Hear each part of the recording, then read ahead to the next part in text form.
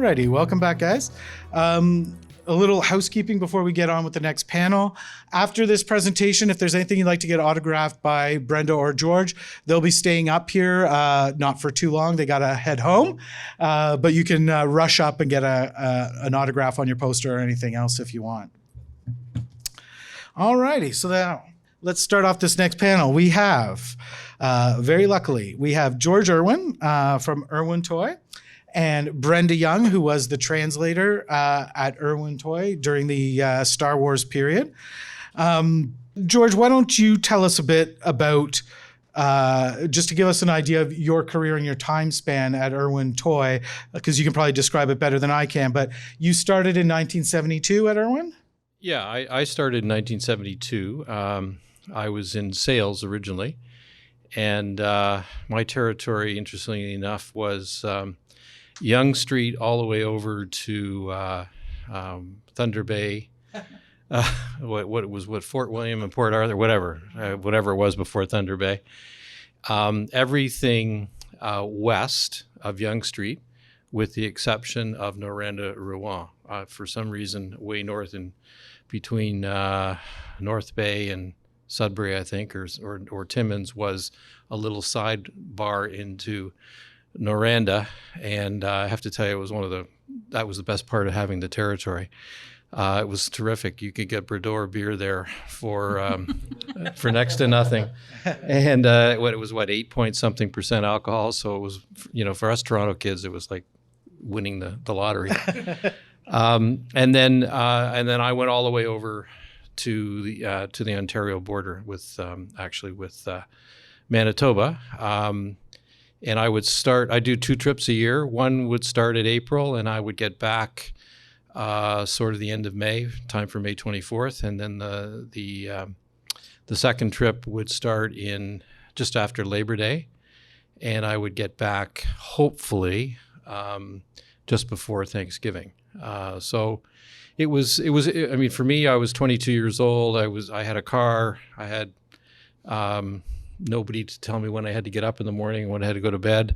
So it was pretty special. And then, interestingly enough, one of the founders of Kenner convinced my father and my uncle in, I think it was 73 or 74, somewhere in there, to create a product management system at Irwin, which was essentially mirroring what they'd done at some of the other toy companies in the United States, Ideal, Kenner, Tyco. And so I ended up being the product manager for Ideal and Tyco, and my cousin Scott was the product manager for Kenner. And then I think it was 78 or 79, I became senior product manager, so I had all of the product under me. And then 80, I was a VP for the company, and my responsibility was product development and marketing. And 90, I became CEO. And then I was CEO right up until the company was sold in 2000, early 2001. And then I bought it back out of bankruptcy in 2003. So that's my Irwin sort of history.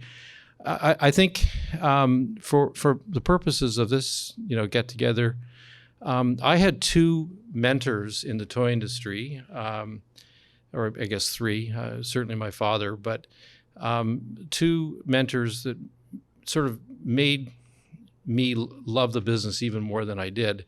And one was Bernie Loomis, who we've done a lot of conversation about today. And the other was a guy by the name of Dick Gray, who was the CEO of Tyco. And those 2 guys, Dick is still with us, were very much influential in my toy career. So, okay, that's interesting. And Irwin was originally founded in 1926. Yeah, it was 26 right? by my grandfather, and then in late 40s, 48 or 49, my father and uncle came into the business, and then I came in 72, and I had 2 cousins and 2 brothers and another uncle who all came into the business. But I was the first one of the 3rd generation. And when did the relationship with Kenner start, between Kenner and Irwin Toy? Yeah, that's a good question. And I think it was in 1960. Oh, that far back. We founded a joint venture. When I say we, my father and my uncle founded a joint venture, and I think it was in the early 60s with Kenner and with Ideal. And then I believe in 1972, we actually founded struck up a joint venture with a company called Tyco, which were in the road race and train business. And at the time, Irwin would have been doing somewhere in the neighborhood of like $30 million, maybe 25, 30. And when we sold it in 2001, it was 150 million. And Brenda, let's find out a bit about your career. What year did you start at I Irwin? started in 1977 Oh, okay, so until just before 1987. 1987. But I left then, but then I continued working for the company as a freelancer. Oh, okay. And were you always looking to go into translation? Yes, I have a university degree. Okay, yeah. Did you grow up in Ontario? Yes, I grew up in Toronto, but I did French immersion for 2 summers in Saint-Pierre-et-Miquelon, if anyone's ever heard of that. Yes, yeah. And a few other places. And so after I got the translation degree, then I went to Europe. And then when I came back, I started looking for a full-time job. Oh, okay. And I guess that was a good time to be looking for a translator job with all the new laws and stuff coming in. It became more important for... Oh, yes, for sure. Yeah. Okay. George, do you remember or know when Kenner approached Irwin about the Star Wars license? What part in their journey of Star Wars did they start talking to partners? Yeah, so my recollection is there was a very confidential meeting held in Toy Fair, January of '77, which the New York Toy Fair would have been from early February until the third week in February. And there was a conversation about a movie that was coming out, but it was a very cryptic, if you will, conversation. Well, those were early days for even Kenner with Star Wars. And I think that, and as Jim pointed out in his conversations this morning, that what we didn't know at the time was the evolution of Star Wars would in fact change the industry completely. It would turn the industry 180 degrees, and it would never be the same since then. And in fact, I think it began the love relationship between the toy industry and Hollywood. And up until that point in time, the movie business hadn't really transitioned into a meaningful toy industry business. And the only thing that really had sort of garnered a reasonable return on investment would have been the $6 Million Man, the Bionic Woman. Most of the other toy brands, other than Disney, were non-toy related. Yeah. And Kenner at the time was, and I think this has to play into the guy that was running Kenner. You have to remember that Bernie Loomis was originally at Mattel. He wasn't going to get the top job at Mattel. He was headhunted by General Mills, who had bought Kenner, I think in 70 or 71, 72, somewhere in there. And they immediately had, gone out and tried to get Bernie. Bernie, those people who know Bernie had a love-hate relationship. He was as large as life, both physically and in his just physical presence. But he was as large as life because of what he created and how he literally, I think, more than anyone else at the time, changed the industry. But his ego was such that he was not going to fail. Yeah. And I think that Jim talks about and Steve talked about, they kept coming back with more and more development. And I think that speaks to Bernie's other part of him, which was, I want to show everybody else that we're making the right decision. And I think he was just looking for other people in the company to get on board. I think he was probably on board maybe before anybody else, but Jim, you might know better. But I think that he was out to prove that he knew better than anyone else, and it turns out he was right. And so they signed the license, and that's when we really started to hear what was going on. And I'm chuckling because here we are with a product, a movie that's virtually being released in the U.S. in 20 some odd days after the signing of the contract. And it wasn't going to come out in Canada until a few months later. I can't remember exactly when it came out. At least 2 months or so, at least. But we had no choice. Yeah. And that was where I think everybody was kind of scratching their heads, going, "Okay, what are we going to do?" Because it was totally unheard of, is to have be trying to sell a product that you weren't going to deliver for effectively 8 months. Yeah, I guess that speaks a bit to your relationship with Kenner and Bernie Loomis, that you didn't kind of laugh them off when they came to you with this idea, like you trusted. No, I think, and I remember sitting in meetings with my father, my uncle, and a guy by the name of Jack Dyson, who was the head of our sales, talking about what were we going to do. And one of the biggest conversations I remember was, are we going to sell the empty box at Christmas? Yeah, the early bird kit. And I think we called that right. I think that would have been a disaster in Canada at the time.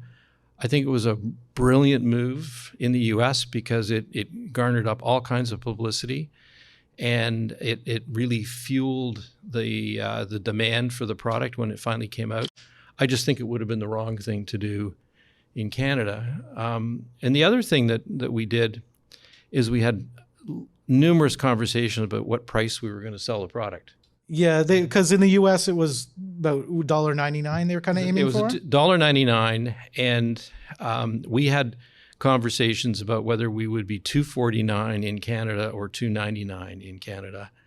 And I remember the three main people in the conversation were my father, who was sales, my uncle, who was manufacturing and finance, and then Jack Dyson, who was the sales VP. And Arnold, who was my uncle, wanted to sell it at $2.49, and my father and Jack wanted to sell it at $2.99. Mm-hmm. And there's 50 cents. Why leave it on the table? Yeah. And the finance guy won out.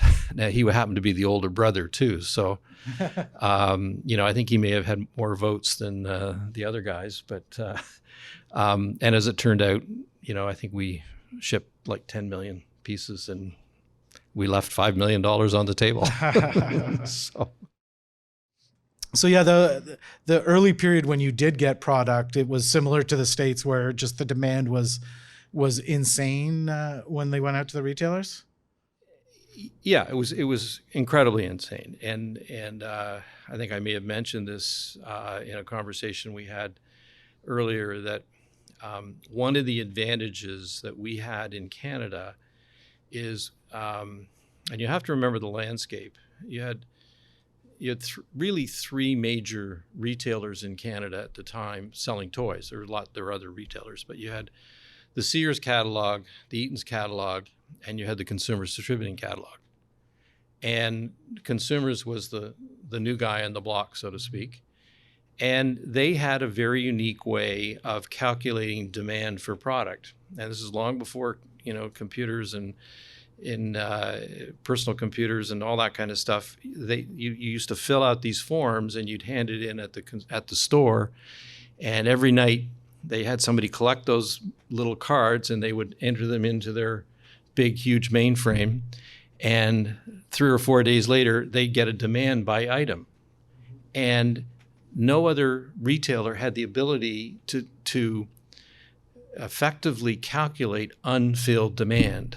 If they had it on the shelf and they sold it, they knew they'd sold it. But at consumers, if they had it on the shelf, that was one step. The second part was how many didn't get filled. And that was the key. And so we were able to calculate, with their help, obviously, what the unfilled demand was for Star Wars, and it was through the roof. And so we had an advantage because I think we were disproportionately ahead of the U.S. in terms of figure sales by population. And that was primarily because of the ability to calculate consumers distributing unfilled demand. Now there was a quid pro quo.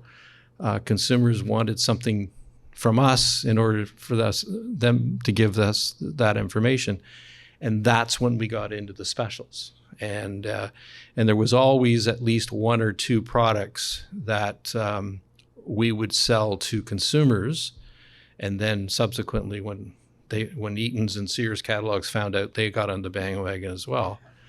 And so, I think in 78, 79, 80, 81 were probably the glory years of the specials in Canada. And look, I don't know the ins and outs that you guys do, and I don't refer to a product with a D25 or a D16 background, or that's a C version opposed to an F version. But I can tell you, we were making a lot of specials.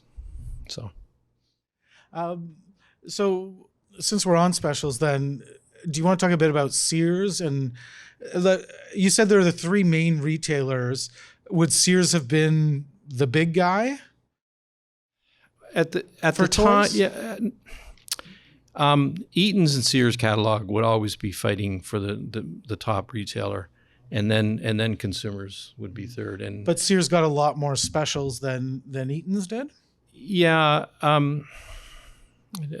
You should jump in I don't here. remember doing any specials for I got a Brenda Eaton's. spot to come in, don't worry. It was Sears. Sears seemed to always have the Yeah, special added value. I think. Did they just push harder, maybe, or? Well, I think the issue with Sears is, and again, you have to remember at the time, Sears had a catalog. Simpsons had the retail. In the Eaton's had both. They had a catalog and retail. It was subsequent to that Simpson Sears started to actually have retail presence. But prior to that, they were the catalog. And so they pushed to separate themselves at retail with more specials. Okay. Eaton's was more, if it's in the catalog, it's in the store. Sears was different. Okay. All right. Well, we'll come back to some retailer stuff. But Brenda, I wanted to talk to you a bit about just the process of the translation and how the packaging got made, because that, like, for us Canadian collectors, so much of it is about the French on there and how it differs from the US. So just like at the beginning of the process, like, would you get, I guess, packaging pictures from Kenner US of what, or We'd get actual samples, you would get actual, even if they were just mock-up prototypes. okay. But because I had to have the final copy in order to translate it. Yeah, you weren't fooling around with a version until they were done with their and copy on it. that would all be done by Kenner, and they would send up samples. Okay.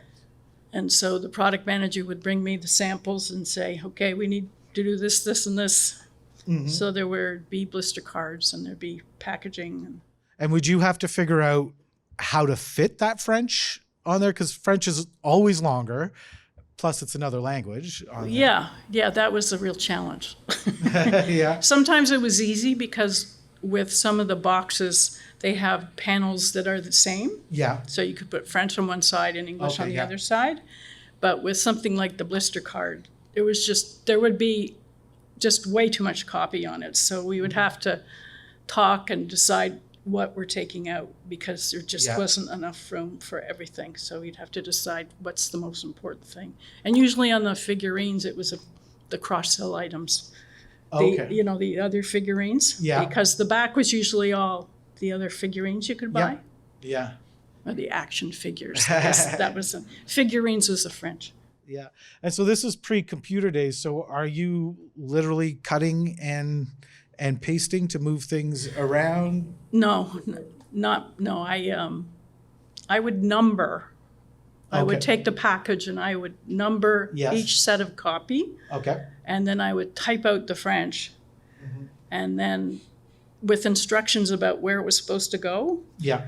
And if it was something that was produced in Canada, it would go to artwork to somewhere outside, Uh-huh. and they would prepare the artwork and they would bring it back and I would proofread it, and then it would go and to get printed. But if it was coming directly from the Orient, then Yeah. I could send it off and who knows what would come back. I mean, I think what you've got on the screen right now is an example of effectively the Orient, the Chinese factory, making a mistake. I think the Guerre des Rois, I believe, was meant for the back of the package, and it ended up on the front. So they were laying out the packaging for the US and for you guys, and then you just got whatever showed up. Well, remember that this, correct me if I'm wrong, I think this is the first card, right? I couldn't tell you. Okay. There were so many of them. Yeah. Well, it looks to me like C-3PO and Yeah. and they were part of the original Yeah. 12, I think. it Yeah. was. So that would be a first Okay. 12 guy. Yeah. And remember that we were getting this product literally 8 months or 9 months after the movie. So there was a huge rush to get product on the shelf. And we knew that there was a huge demand for them. So when these cards arrived, I can't remember exactly what the conversation was, but I can speculate that we got the cards. They were wrong. We said, doesn't matter. Nobody's going to care. Get them out in the market. We had, customers screaming for the product. And so we just shipped it and then made a correction, a running change on the next shipment. For the next one. So you would then contact them in China and be like, Yeah. hey guys. At that point, we communicated with the Orient by telex. Oh, really? And you probably don't even know what that is. No, I'm nodding like I'm pretending I know what it is, but I don't know exactly what it is now. It's like a text message on this, Uh-huh. only it comes through and then it On a machine, On a a machine. big machine. Oh, wow. And then you'd have there to was time only change, one too. machine in the whole company. Oh, really? So everyone had to send their messages that way. Mhm. Everyone in the whole company. we had a telex operator actually. Oh, really? That was their job, was just to send telexes. So eventually the fax machine Yeah. came into being, and it was wonderful. It was such an improvement because with the telex, it would be like a telegram. Yeah. You were very limited on how much, I suppose, like texting, you could say, right? Yeah. Whereas with the fax, then you could actually see things, Well, I imagine too, in communicating with China, I mean, even without that constraint, just the different languages and everything, and getting everything done probably didn't make life easy when you had fewer words to use. And so next I want to talk about, you touched a bit upon sometimes things were made out in China and some stuff was made in Toronto locally. So a lot of the, say the boxes like that we see at the back there, that packaging, would almost all of that have been made locally in Toronto, the paper, the cardboard? Well, certainly the packaging material for the product that we manufactured in Canada in our Hannah Avenue plant. And at the time, we had probably close to 300 people in the factory. And so certainly the larger items would have all been molded and assembled in our factory and packaged in our factory. And it was the figures, and then and you have to recognize that at the time there was manufacturing in Hong Kong, and there was transition to manufacturing in China. China was beginning to open up. The prices, the manufacturing prices and the freight costs of large items coming out of Hong Kong made manufacturing in North America, either at Kenner in Cincinnati or at Irwin, marginally more effective locally, okay? And it was only when the Chinese factories moved their production into China that prices of the larger product dropped to a point where manufacturing in North America started to become less viable. And so, 78 through to 81, 82, that's when China was opening up. That's when China was recognized by the U.S. and by Canada, then the U.S. and then Europe. And so manufacturing in the Chinese, what they used to call the buffer zone, started to become prevalent. And the Hong Kong manufacturers were moving their factories from Hong Kong proper into China. And so that's when manufacturing in North America started to go down. And, the Land Speeder and the X-Wing Fighter and some of the smaller sets would have been the first items manufactured overseas, and then Millennium Falcons would have still been manufactured in Canada. And then eventually that would transition. And so up on here right now, this is from the Snow Speeder. So this is the only ship that says Toronto on it, like manufactured in Toronto, and it's actually a slightly different mold from the U.S. ones. I know that's getting pretty nitty gritty there, but do you know why this one would have had did you have very much your own mold for the Snow Speeders for some reason? Well, okay, so when Star Wars first started off, certainly in 78 and 79 and probably 80, we used to share tools with the U.S. And so in particular, the Land Speeder and the X-Wing and Millennium Falcon, we would bring those tools up to Toronto from Cincinnati. And one of our colleagues, Tony Mills, who was in the molding side of our operation, would orchestrate these tools coming up. And we would get them for a defined period of time. And usually it coincided with the American shutdown during the summer for the summer holidays.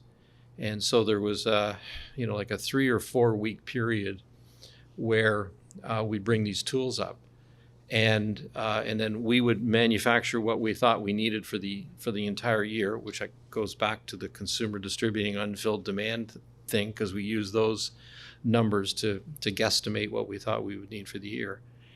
And so then September, right after Labor Day, those tools would go back to the United States, and we wouldn't see them again until maybe January. And we would get another opportunity to manufacture. If it was a really, really hot item, and I'm guessing the Snow Speeder was one of those really hot items, we would double tool or we would make a tool. So we made our own mold. We'd make our, what I meant by double tool is we would make a tool, the U.S. would make their tool, and then if it got really hot in the States and we didn't need it, we'd send our tool to the U.S. for them to actually mold extra parts. So that's my guess, is that we made our own tool, and that's the registration of the tool. Yeah, it's always nice for us to see the Toronto on an actual Star Wars product there. And that would be later because it says 1980. Yeah. So that would have been one of the first, I guess, Empire toys. Irwin had relationships with a lot of other, besides Kenner in the U.S., Takara in Japan, and Tall Toys in Australia. Do you know much about the products from Takara that were brought in from Star Wars, like the wind-up R2-D2? Do you have much memory of those?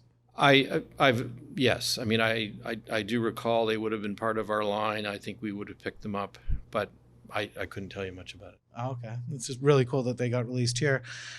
Tall Toys from Australia. That's another one where, for instance, the Land Speeder, there's two versions. And in Canada, we sold both a Tall Toys one and the regular Cincinnati, Ohio one. Were those ones actually made in Australia and brought here, or do you have any recollection? I'm guessing that, and I don't remember, but I'm guessing that Toll Toys may have made their own tool. Yeah. And then we brought the tool up from, it probably went to Cincinnati to make product, and then we brought the tool up, and it would depend on which tool we got, whether we got the US tool or the Toll Toys tool. And vice versa. When we made our tool, the Snow Speeder tool may very well have gone to Australia for them to make it there. Okay, cool. So we kind of moved a bit into the Empire Strikes Back era, and then as you moved into Return of the Jedi, we talked about those transition stickers, and you heard our various theories on the transition stickers and what may or may not have happened with them. Obviously, like a brilliant way to move a whole bunch of Empire Strikes Back logo product and kind of refresh it. Do you have any memory of the transitions at all? I'm pulling from a deep, dark spot in the back here. I recollect that the original, the Star Wars Jedi sticker was probably shipped from the Orient that way. So already stickered. It would have been excess inventory they There. had in China. Yes. And you did, before it got And here. if it had a specific Canadian sticker, it would have been put on in our production line. That's what Okay, at Hannah. That's what I kind of figured. You agree with that? There would be products that come in, and in order to sell them in Canada, of course, there had to be French on them. So we would make a label. We called them so labels, you had kind of not like a whole stickers. setup for doing that sort of thing with Yeah, different there would be products. labels actually sometimes covering almost the whole card. Yeah, I think as back. Canadians we know of those, like on food or other stuff you see. Yeah. You know, slapped I mean, on. I think it's really interesting to point out that, and I think somebody mentioned it earlier today, that the language law came in 77, I think, or 78, somewhere in there. I think it was earlier. Anyway, doesn't matter. And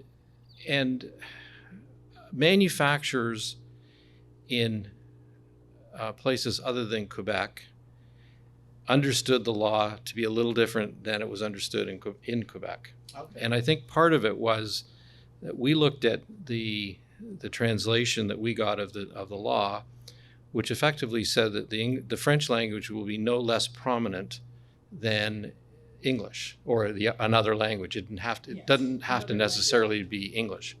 We took it to mean English.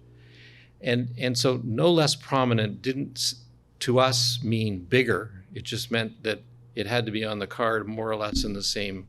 It had to take up the same amount of room. Physical as space. As the English. So you couldn't make it smaller and a smaller space.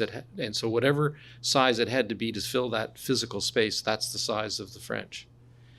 And so what I recall was that retailers in everywhere outside of Quebec, they would take whatever they could get. Yeah. Okay. Retailers within Quebec were put at a disadvantage, and the disadvantage for Miracle Mart and Zellers, who were both domiciled in Montreal, was that they risked being charged provincially for having product on their shelves that didn't have the French language. And they lobbied against the Quebec government at the time to try and get an exemption for this particular product because it was in such demand. And they were arguing that they were being put at a disadvantage from the rest of the retail trade in Canada because we couldn't make it fast enough in the language to qualify exactly the letter of the law. And so there was a real debate about what to do. And I know there was examples of product that would have come up to Canada and been English only, and we would have shipped it, and because we were domiciled in Ontario, we probably said, if you want it, take it. We're not going to take any responsibility for it. Yeah. Companies like, just trying to think, I think Hasbro's head office actually was in Montreal. I'm sure it was. They would be worried about taking that risk because A, they were American, and B, they were located in Quebec. So it was a real, it was an interesting time from the point of view of legally, what did you want to do, and how much risk did you want to take? Yeah. Yeah. So that may explain why there was some product available in Ottawa, for instance, that wouldn't have been available in Hull. There was also a rule that it might not have applied to Star Wars because Star Wars were such large runs. But if you brought in something that was 5,000 items or under, you could bring it in English only and call it like a test market. Yeah. But if you brought it in again, then you had to have it bilingual. Yeah, that was a very well used exemption. But probably little shipments coming in. But because, and correct me if I'm wrong, but now the language laws are federal, right? So you're saying at that time it was a provincial Quebec thing. So you could have made English. No, it was originally provincial, but it was accepted by the whole country because our retailers are everywhere. Because the retailers were national, but you could have legally sold completely English stuff to Alberta. I think we could have at the time. I don't think we can today. Would have been a pain to do today that. Is not. We couldn't. They won't accept it. And as you mentioned, we do see a lot of, especially Return of the Jedi, U.S. carded stuff with consumers' price tags or other retailer price tags that are just in English. And it's oftentimes interesting that those are the ones that are also harder to find on a Canadian bilingual card. So I'm wondering if those were maybe part of the consumer's thing where you were seeing pent-up demand for something. Would you be bringing it in from Canada, US, or do you think you're just getting in from Asia in English packaging? Well, I think there's a few things that sort of have to be debunked. If we shipped a product to any retailer, they owned it. Yeah. Okay. And when I say that, that's not necessarily what happens today. But back in the late 70s and 80s and 90s, if we shipped a product to a retailer, it was theirs and they kept it. And so if they had inventory, they didn't ship it back to us. Yeah. And so it could be that they would discount it and sell it to somebody in the United States. There were certainly a lot of toy liquidators who would come and buy the ends of lines, and they would take the product off retailers' shelves with the stickers. And in some cases, they take, we might close out a product. But in the case of Star Wars, because of the length and longevity of the line, we took a very serious tact about any bootleg product coming up from the United States into Canada. Okay. And we discouraged any of our retailers selling product from Canada in the United States. It didn't mean it didn't happen. But. And the reverse could happen as well, where liquidators from the U.S. would be selling product. Yeah, we try and monitor that. We had a better way of monitoring it because it didn't have any French on it. Yeah. And so if we found product in a retailer that we knew we didn't sell because we didn't carry it, or we knew that it was only sold in a bilingual package, then we would go after that retailer. Okay. And then it seems by Return of the Jedi, kind of the 1983, as we get later into 1983, that I guess was the interest in Star Wars from kids waning a little bit. When did that start to wane out? Because, if you look at the wall in the back, Empire Strikes Back, there's, a whole bunch of different ships and play sets and all that. And then when we come to Return of the Jedi, there seems to be a lot more items that didn't get picked up from the US. Was that in anticipation of kind of waning demand, or? Well, again, I think you can you can kind of correlate it back to the success of the movies themselves. And I don't have the numbers, but I'm guessing that there was a direct correlation between the success of the TV show and the success of the toys. And as the movie started to wane, the toys started to wane. Now, you also had the original collectors, or the original kids were, 6 years or more older, 7 years older. So they were in their teens instead of, instead of being 6 and 7 years old, they had other things that they were looking at besides Star Wars figures. And so I think that in and of itself was one of the reasons. I don't think that, it was still a very popular brand, and it was just, sometimes two things are pretty much true in a very successful toy product. The first thing that's true is that the retailers never order enough the first year. The second thing that's true is they usually order way too much the third year. And I think in this particular case, Star Wars, I'm not talking the third year, probably the fifth or sixth year. Yes, yeah. And I think that's also true of Hasbro when they relaunched some of the episodes. The 1, 2, 3. 1, 2, 3, and then 8, 9, 10 or something, whatever. I mean, there was a huge anticipation that never happened, and I think that what's happened is that there's a huge given amount of product that they'll sell year in and year out, and those are collectors, and those collectors, and I'm going to pick a number, that maybe 150,000 pieces for collectors. And then it'll be dependent on how much above that they want to take the risk. Okay, yeah.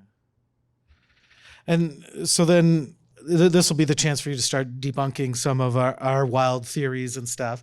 But as we start to talk about the Power of the Force line, which was 1985, and Brenda, you don't remember Yak Face at all, or touching that card back at all. Do you remember Kenner's pitching of Power of the Force to you, or the discussions around that? I have a peripheral remembering of this particular movie and product, but it doesn't stick out in my mind as being one that was very memorable, if you will.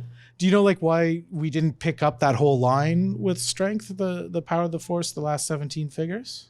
I think it's because of the success of the movie and the lack of enthusiasm by the retailers. Just at that point, they weren't into it. Yeah. We would have presented it at the toy fairs. We would have made it a big deal, and I think it was just. That was the case. And it just wasn't there. Yeah. And I'm trying to think of what other products were coming on in 1985, if I looked it up. And maybe that was the time that electronic toys started to become really. Well, that's probably true. Video games. And you were into video games, right? Yeah. Oh, yeah. Yeah. Atari.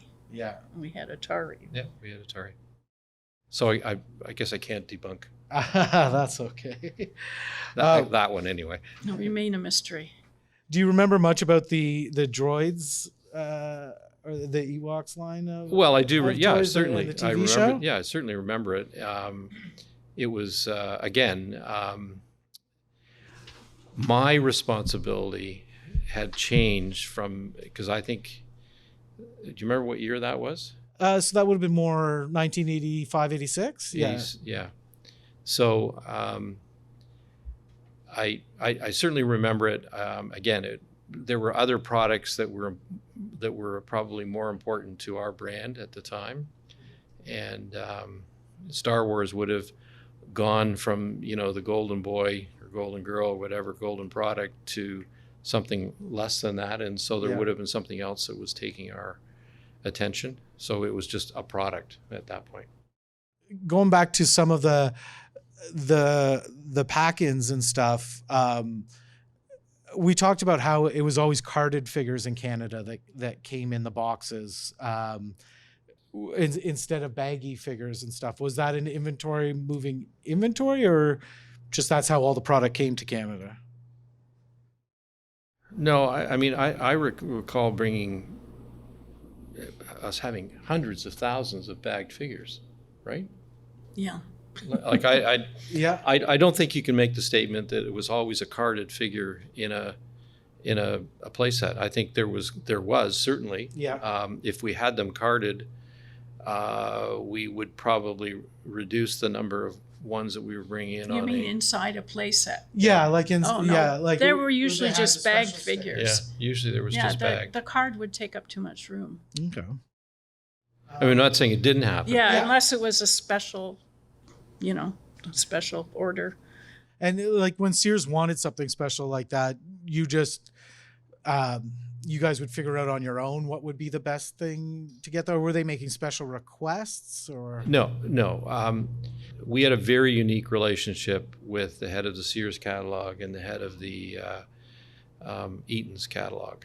And we would sit down with them and we would take them to presentations in Cincinnati, in New York, and in Moorestown, New Jersey. And we would present them Kenner's line, Ideal's line, Tyco's line, Child Guidance, Remco, James, all of the various different brands that we had, and those meetings would be, anywhere from 2 to 3 days, depending on where we had to go. And it was during those meetings that we would sit with the head of the Sears catalog and say, okay, we're prepared to come up with 2 exclusives, but here's, and we would negotiate what our product line with them was going to be. Mm-hmm. And then we would do the same thing with Eaton's and the same thing with Consumer Distributing. And as I mentioned earlier, Brenda confirmed it, Sears were the go-to people more so than anyone else for exclusives. And they wanted their catalog to have as much unique in it as possible. Eaton's, on the other hand, whatever their exclusive was would be theirs, and it would be in the store as well as the catalog. Yeah. So it was a selling tool for us. I mean, that's all it was, and we would gauge what products we would sort of push them into based on the intelligence we got from our counterparts at Kenner or our counterparts at Ideal as to what they thought was going to be the important one, or what was going to be featured in the movies. And we would find out what the 2 or 3 important or 4 important figures were in the movies, and then if we needed to do a special, we would take one of those figures for Sears with 3 or 4 others, and we do the same for consumers. But it would never be the same ones. Yes. No. You were looking at the skin wrap figure earlier there. You were saying you remember the machine at at 43 Hannah? Yeah. So we had a machine that it was a big long card or an individual card, depends, and you would put the figure down and it would get to the end, and then it would suck the shrink wrap over it through the holes in the card, and that would be how it was packaged. And I remember that very well. Really? Yeah. Must have been a big machine. I don't even know if this is true, but I have a memory of Irwin Toy. Did you have shareholder meetings that were picnics or No. like they were a family? There were picnics and there were shareholder meetings, but No, so not together. So Irwin Toy went public in 1969, and we had a public relations guy by the name of Ed Hurst. And Ed Hurst came out of, he was an older gentleman, came out of the public relations industry, and he came in to help us become a public company. When you go from a family company to a public company, it's a different animal. And early in his sort of tenure, he said, you are one of the first toy companies to go public. Most of the companies that were in the toy business were privately owned, or they were owned by General Mills or Quaker or other individuals, families. And so he said it would be a great idea to come up with a junior shareholders club. Oh. And a junior shareholder had to be a boy or girl, I think below 16 years old. They had to own shares, so you could, your parents would buy them 1 or 2 or 10 or 100, whatever they wanted. And for that, they'd register, and then they would get a booklet which would tell kids about what it meant to be a public company and how the shares went up and how the shares went down. And as any public company, you had to have an annual general meeting. And our annual general meeting used to be in Toronto on the second last day of June, so that the kids could get out of school and come to the shareholders meeting. And so we would have a shareholders meeting at the convention center in Toronto on Front Street, and we would have anywhere between 800 and 1,000 shareholders at the meeting. 950 of the 1,000 were kids. and they would come in and they would play with the toys, and we would have, and I'm sure you read those shareholder meetings many times, looking at the tables where all the toys were laid out so that we could gauge which toys the kids were playing with and which ones, more importantly, they weren't playing with. And we get a really good read on what, struck the fancy. And then we'd have the formal part, where we actually had the formal part of the meeting first, which would last, 20 minutes. And then we'd have questions, and then we'd have the time to play with the toys, and then we'd have cake and ice cream. And we tried to have a celebrity of some sort. So, one particular time, I think we had Darth Vader there. We certainly had sports figures because we were in the sporting goods industry, and we had we had Robbie Alomar, we had Roger Clemens, we had a bunch of different people who would come to the shareholders. But it was an incredible marketing opportunity for the company, and one that to this day no one has replicated, which blows me away. I don't know why they don't. Well, yeah, it was obviously a good marketing thing, because I remember hearing about that from way back when. And the kids would ask questions. Would they grill you? Yeah, sure they would. Absolutely. They always ask the toughest questions. Think of yourself. You have a kid who'll ask a question. They may know a little bit about what they're asking, but they don't know that it could be the most brilliantly difficult question to answer. It's a question. An adult will get up, and they'll be sometimes embarrassed to ask those questions because they don't want to be center of attention, right? Kid, that's what they want. So yeah, there were some. I remember one kid asking why we didn't have a bigger profit. Because you're not buying enough. And that was my answer. I said, "You're not buying enough." You want to go for a question? Yeah. Is there a chance that those kids would have been the first ones in Canada to get to play with Star Wars toys? They probably would have been in some cases. It depends on when the shipping cycle would have started sometime in June. And it really depended when some of the retailers would put them on the shelves. But I think certainly something like the product that we would be manufacturing in late June, July, and August, like the Millennium Falcons and the X-Wing fighters and whatnot, we would probably have them at the annual general meeting. They would see them and play with them, and then we'd get the tools later and start producing. So you're probably right. Lucky kids. They'd be sure to get them for Christmas. Yeah. If they were available. Do you have any idea of a ballpark number of figures that got sold in Canada through the run? The number that sticks out of my mind was 50 million. Really? Yeah. That's the number. But like I think the first full year of shipping we sold 10 million. Yeah. Wow. Now remember, we had a population of 26 million people at the time. Yeah. And, you know, of that 26, probably 9 or 8 were kids. So, you know, they're buying significant. Multiples, yeah. Yeah, absolutely. Wow. And did you, you know, that shift to 3 3/4 to the smaller figures from the bulkier stuff before, like, when was there a time when the light bulb clicked in your head, kind of that, like, oh, this is where the industry's going now? Or No, it wasn't. This is where the industry's going. This is where the industry is. And, you know, I think Jim mentioned it earlier today that, you know, Bernie held up his hand and said, okay, I want to figure this big.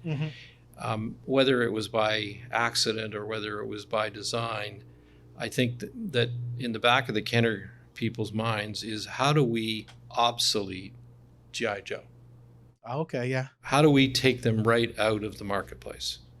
And certainly when we were presented with the first look of these figures and saw that it was going to be 3 3/4, it just made so much sense because, number one, one of the things that G.I. Joe was never able to do was have tanks and accessories that were somewhat made proportionate, right? Because back in those days, it would have been $100. And so 3 3/4 figures brought everything into play. And I think the comment, again, earlier, I seem to be quoting you a lot here, Jim, that it was more about the accessories than it was about, or the vehicles than it was about the figures. I think in some ways was very true, because we did sell a disproportionate amount of accessories in Star Wars to the figures. If you compare that to Ninja Turtles, or even $6 Million Man at the time, Star Wars, I think figures or vehicles to figures was significantly higher, in my recollection. Interesting. Okay. So that's where the industry was. Yeah. And it was a brilliant move. It changed the industry. Yeah. Great. Well, that's all my questions, so I'll turn it over to see if anyone... Oh, that guy over there. I think we'd be totally remiss to have Brenda on the panel and not ask her about the TIE fighter and the Revenge French that was Okay. up there. Do you have the picture? Well, here, do you want to ask her? No, you asked the question. I just didn't want you to forget about this. Okay, well, feel free to correct me if I get anything wrong about it. Brenda, I don't know. So this has the Revanche des Jedi, which is Revenge of the Jedi, which was the original name for Return of the Jedi that George Lucas famously changed before the movie's debut. Do you know if this was just like work was already done, it's already been printed sort of thing? Well, or those names were already decided. They were given to me. Okay, but they would have changed the name to Retour de la Jedi or Retour du Jedi at a later time. Yeah. I don't even remember the Revenge version at all. Oh, yeah? This is the only toy that has it. So Yeah. This is the only toy. Again, this is the first iteration, correct? Of Return of the And the Jedi. next. We don't know exactly, but most likely, yes, it's probably the first iteration. So you're saying it's a mistake, like you said, maybe. Well, I don't think it was a mistake. I think frankly, it's a gap in communication. And I think that, you know, maybe the name was changed in the United States and somebody forgot that they had to tell us. And so Brenda would have translated what was given to her, and it never would have been corrected until all of a sudden it shows up on someone's shelves and they go, oh, it's got to change. I mean, that's my guess. Any other questions from the audience? We'll go, Robert. Sure. When you purchased back your family's company, I did. what did you do with it? So it was a very meager shell of its former being. We restart it. We brought in a number of different products. We built it up to about a $60 million business. And in 2008, the world came to an end, the financial crisis. And we retrenched and completely changed our business from selling directly to retailers to going through distributors. And so up until the COVID lockdowns, we were doing okay. Not terrific, but we were certainly doing okay. And both my wife and I transitioned into the PPE business, and now we're just in the throes of looking back and getting the toy business back up and running. It's the company's 96 years old. It's been in Irwin hands for all but 2.5, or I guess a year and a half, 2 years. So we're hoping to have some big product available for our 100th anniversary, which comes up in 4 years. That's the plan. But not at 43 Hannah anymore. No, unfortunately. no, it's not. It's not at 43. When the company went into receivership after the guys that bought it ran it into the ground, 43 was sold, obviously, to a realtor and developed the toy lofts. I haven't been in the building. I think it became the cornerstone of Liberty Village for the most part. And good for them. Looks like they got new windows. Yeah. Well, my office certainly would have needed. I hope they got a new elevator too. But it's a whole lot different than it was. But anyway. Cool. Toby? Yeah, if I may, George, that shrink wrap machine that you spoke about, was it in the building prior to the Star Wars figures? Was it used for anything else? No, I think that machine, frankly, was I won't say hand built, but I think it was built specifically to do the Star Wars figure specials. Would it have been used again? Do you remember? Probably. Yeah, sure. I'm sure it would have. Did it stay in the building up until the building sold? I don't know the answer to that. Toby's wondering if you have it in your basement. It's in my garage, Toby, up in Collingwood. It would be very sought after. You're all laughing. Well, I ran into a gentleman here who said, there he is. He said, "Did you live?" And he mentioned this street and the number of the house. And I said, "Yes, I did." And he said, "Well, I guess that's an exclusive, isn't it?" So there's a gentleman here that lives in an old house I lived in Toronto. Wow. Talk about a small world. Need to get that autographed. Jerry? Yeah, just real quick question about the packaging process. I thought it was really interesting how you said that Kenner in the U.S. had sent up either samples or proofs and Yeah. redid them in French writing. And then from there, I guess, what was the process to get that Canadian proof to a production piece? Well, if we were producing it in Canada, Kenner USA would send up the film that in order to produce the package, and we would change the film to make it into a bilingual box here, and then we would send it back either to Kenner or if we were making it here, it would be printed here. It would be sent to the printer. And just curious as well, in the U.S., there's been a lot of proof material that has shown up, chromolates proofs and things like that. But in Canada, there doesn't seem to be a lot of that material surfacing or around. Just curious what the process was afterwards. Is that all destroyed or just no one knows where it is? Well, we had a room in back of the second floor where we kept all the artwork for products for years and years and years. It wasn't a place you wanted to go into, though.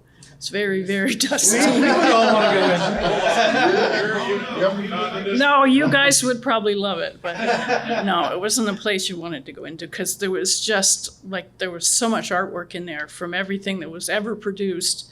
And if you, for some reason, needed to go in there and look for something, you know, you would be gone for the rest of the day. So, but I imagine that would have all been destroyed because it was just artwork. And it, once the film was produced, that's all that was needed. So the artwork really had, well, it would have value for you people, but for no one else. So I imagine it was destroyed. Had a big bonfire. Go ahead. The Hannah building, as big as it is, it's an old school factory. Think about what you said, 300 people maybe working there at one point? Well, 300 people in the factory. There would have been another 100 and some odd. At one point in time, we were 600 people in the building. That building producing as much as it had to produce to cover that demand with that amount of people, what was the environment like? Was it like crazy, like Santa's workshop? Just like, you know, lines of toys going nuts? Well, I want to hear Brenda's comments first, and I'll tell you mine. What the environment was like. It was a very interesting place to work, but it was very organized. It was like any big company. There was, you know, departments that did this and departments that did that, and everything came together. But it was a very interesting place to work because the people were really different. They were from all over the place. So I grew up in a very traditional neighborhood. So this was my first introduction to people from other places. So I found that very interesting. So my take on it is what Brenda said, but I'm adding a little bit to it. I think both my father and my uncle were good people.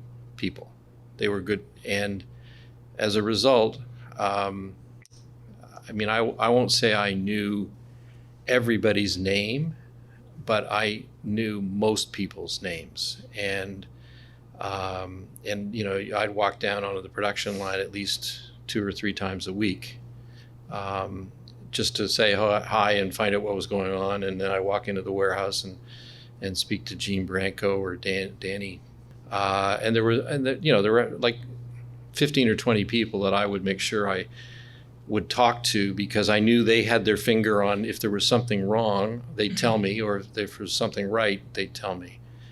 And you know, I grew up with a lot of these people. I mean, I had mentioned a story the other day, or last night, I guess it was. What's my first memory?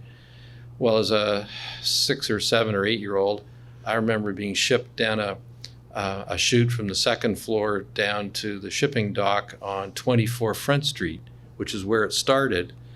And Gordon McKay and his brother taped me into a cardboard carton and then sent me down this 2-story chute. But they flipped me over, so I was going down the chute on my head, which may be the real reason why I stayed in the industry. But anyway, that was my first memory. And then, you know, like those guys were what, 10 years older than I was, I guess, or so. And I grew up in the business with them.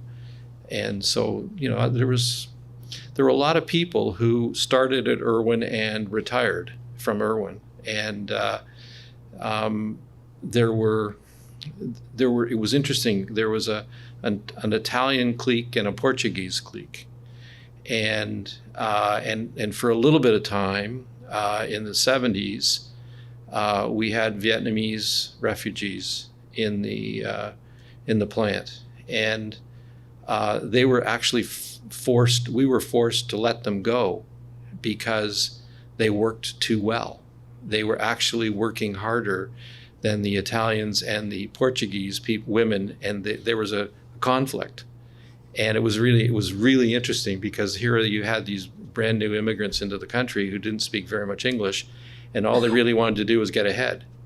And so they were working they were incredibly efficient people, and they worked very, very hard, but they upset the equilibrium in the factory. And I remember being part of a meeting where we said, you know, after Christmas, we're going to have to let them go, which we did. Now, we tried to find jobs for them and all that kind of stuff, but if we wanted to keep the core intact, that was the decision that we had to make. And then I don't know whether you would remember this, Brenda, but in the early 70s, the Teamsters tried to unionize the plant. Right. And the people in the plant didn't want a union. And they fought more than management did. They fought against the union to get them out, because we'd hired, I guess, some infiltrators, and they got themselves in, and they started talking about unions and blah, blah, blah. And they went on strike, and the strike lasted about, 2 weeks. And when people didn't get a paycheck and they didn't get anything from the union, they all came back to work, and the union, they were mad at us, but it was really the people in the plant that were the ones who didn't want to have it. Because management technically has no say, right? It's all about between the people in the plant. So that was the kind of environment we had, I think, anyway. We had a credit union. Yeah, different kind of union. Yeah. So very much a community then. Yeah. Yeah. I mean, there was a Portuguese church around the corner where I'm going to say 50% of the women working in the factory were Portuguese and 50% were Italian. And the Portuguese priest had a sermon the first weekend after the strike was called. And most people came back to work on the Monday. So. Any other questions before we wrap up? Okay. Well, with regard to some of the packaging that you created, the films that you sent over for the creation of the action figures and such, we've seen in some other French-speaking countries where, like, say, the foreign, Clipper in Holland would have maybe used our Canadian packaging to make their own packaging. Did they need to have any clearance from you guys here at Irwin to say, yeah, you can use our packaging for your own, or did they just take it because it was like affiliated with the parent company in the States? I really have no idea. Okay. That would have been a licensing thing, right? Yeah. From Lucasfilm. Yeah. They would have made that decision about what packaging they could use, or if they wanted to develop their own. But in Europe, they put 6 or 8 languages on everything. Yeah. So, putting 2 languages Yeah. on a box, which was such a big deal in Canada, Yeah. Europeans would look at us and say, what's the problem here? Yeah. Any more questions? Thomas? It's not so much of a question as a thank you. I really wanted to thank you guys for coming here today, because to all of you that spoke, it was a job for you. You're doing something, even if it's a labor of love. But we're here because we truly loved and enjoyed the toys that you made. And you put a lot of effort into it. And if we didn't have those connections, we wouldn't be sitting here today. So I just wanted to thank you for the work that you did. Appreciate it. Yeah. Thanks, Tom. Very eloquent. So this is the first time that I've been involved with a group like this. And I just want to say that my eyes were opened up a whole lot from you guys, particularly from the earlier panels. But, the other side of that coin is we did it because we were paid to do it. And we're here because we loved doing it. And in my particular case, I'm a third generation toy person. And I wouldn't want to change a thing. A lot of people get into the toy industry and they have a very difficult time getting out of the toy industry. And there's many people, and I'm sure my friends from Canada can attest to this, that there are lots of people who may have left, but they came back. And this industry is, it's pretty special when you can make a product to an audience that puts a smile on their face, to a parent who says, boy, I'm the hero because I got this for my child, or the grandparent who got this for their grandchild. And there are very few brands that live the test of time. And I think that Irwin and Kenner on this one got it right, or Kenner and Irwin got it right. There's other examples of getting it right, but there are many, many, many more examples where we didn't get it right.